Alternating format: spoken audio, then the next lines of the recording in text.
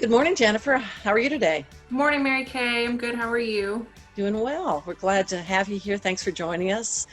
If you don't mind, can you tell us a few things about King Green and your company, what you do, and your history?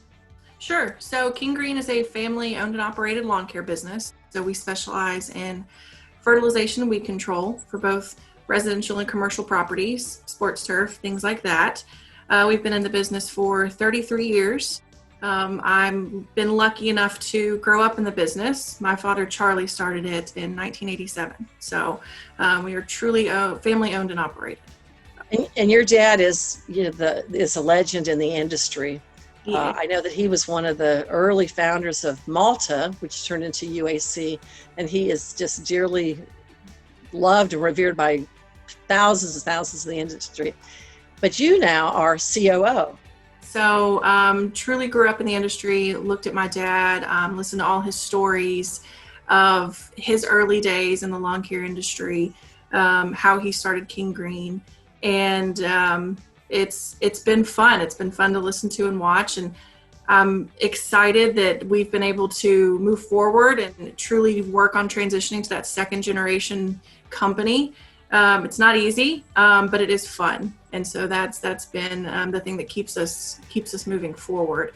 I am married. I'm married to Frank, my husband, and we have two kids, two boys. So it's been fun. I'm surrounded by boys in my home right now. And How many office people have you got working with King Green now? sure. So we have across all of our locations, we have 6 locations in Georgia and 1 in North Carolina. The majority of our office staff work at our Gainesville location, which is our headquarters, and that's also where I work. And we have about 17 office staff who are working within 2 buildings at that location alone. And we have a few that are scattered amongst the other smaller locations.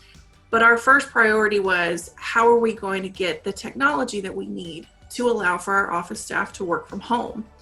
Luckily, our customer software was already cloud-based. We knew that getting our phone system on a cloud-based software was imperative to those who needed to work from home.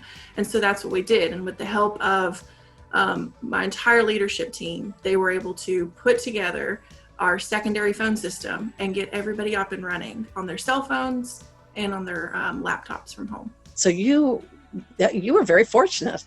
You were already doing that.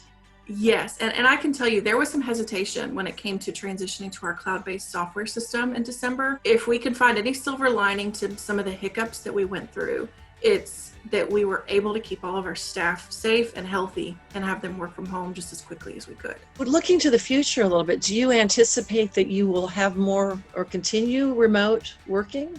That's a really good question. You know, one of the big things that Charlie talked to us about in our weekly meetings and has consistently kind of kept on the forefront of our conversations is, don't just continue working in your business, work on your business.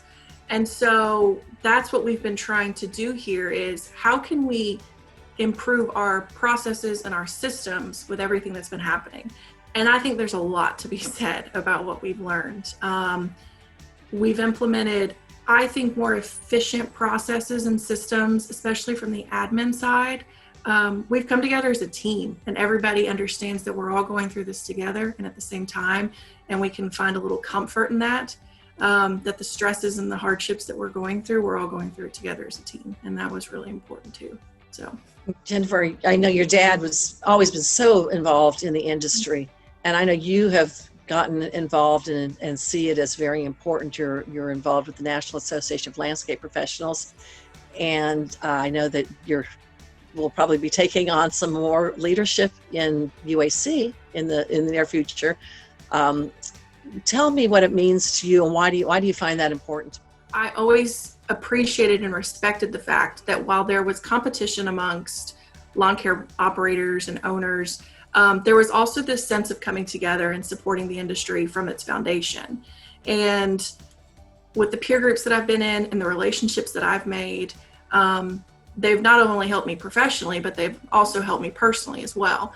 And seeing where this industry has come from, I mean, it's it's substantial. And Atlanta is such a big market for lawn care, and it's continuing to grow and foster. And I think that nationally, we're also beginning to just scratch the surface on what we're capable of doing. And I look forward to seeing how our industry locally can grow and nationally as well. I just think we have, I think we have a lot of places to go.